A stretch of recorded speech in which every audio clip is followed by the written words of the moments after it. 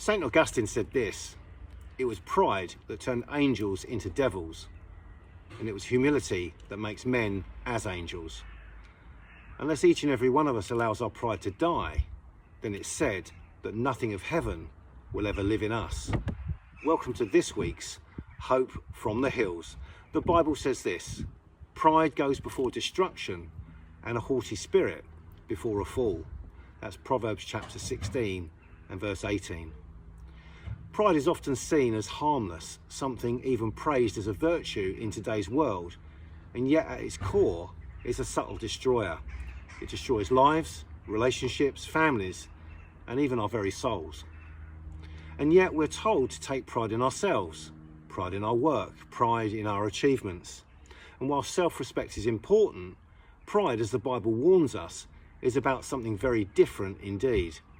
Because pride in its deepest form is not simply about being confident, it's about elevating ourselves above others, and most dangerously, elevating ourselves above God.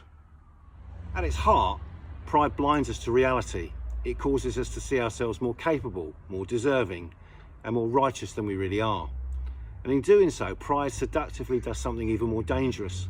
It shuts out God's voice from our lives. Pride says, I've got this. I don't need anybody's help, not even God's. But when we begin to trust in our own strength, instead of leaning into and onto God, we deceptively set ourselves up for a hard fall. Pride courts us with extravagant promises of power and control, warmly extending a mirage of an invitation, whilst opening the cell door and imprisoning us. And when we carry the weight of our own success, our own plans, and our own salvation, we carry the burden we are never designed or expected to bear. This weight will crush you. It crushes relationships, marriages, friendships, to a point where pride leaves you washed up on the shore of isolation, both broken and empty. But how do we live this out? How do we walk in a world where humility tells us to chase after pride? It starts with surrender. Every day we need to remind ourselves that we're not in control. We don't have all the answers. And fundamentally, each and every one of us needs Jesus. We start from a place of surrender and we begin to see life very differently. We stop striving for success in our own strength and start trusting in God's plan. We stop comparing ourselves to others and we begin to love others as He has loved us. We stop thinking we know best and we start seeking God's wisdom. In surrender, that which we thought or imagined our lives to be is fashioned and formed into something far above anything we could have hoped or indeed asked for.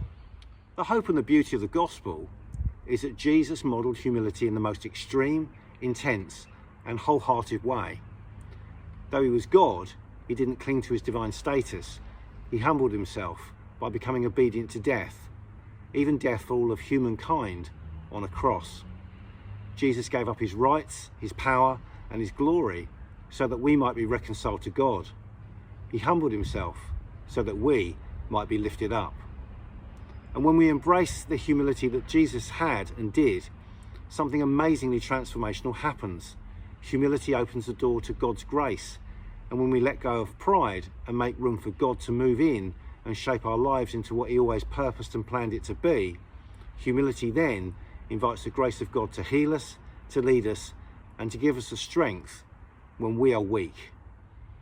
Pride leads to destruction, but humility leads to life. Jesus offers us that life and has the power and the authority to deliver it too. A life of freedom and a life where we no longer have to prove ourselves because our worth is found in Him.